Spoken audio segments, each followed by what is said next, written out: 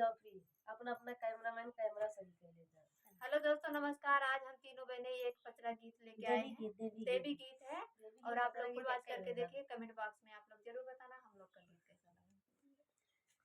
ई सुमिरन करबई तोहार महारानी, ई सुमिरन करबई तोहार महारानी।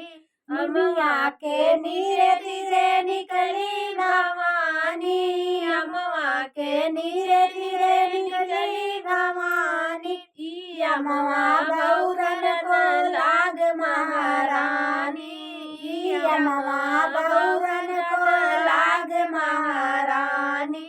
हम सुमिरन करबई तोहार महारानी, हम सुमिरन करबई तोहार महारानी। निमिया के नीरे तीरे निकली भवानी, निमिया के नीरे तीरे निकली भवानी। ई निमिया बौरन लाग महारानी, ई निमिया फूलन लाग महारानी। हम सुमिरन करबई तोहार महारानी, हम सुमिरन करबई तोहार महारानी। महुआ के नीरे तीरे निकली भवानी, महुआ के नीरे तीरे निकली भवानी।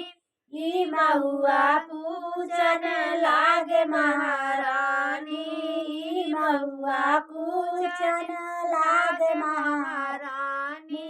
हम सुमिरन करबई तोहार महारानी, हम सुमिरन करबई तोहार महारानी। ये रही देवी गीत। कमेंट में कमेंट में बताना। जरूर बताना दोस्तों कैसा लगा। देखा बीफई के दिनवा मना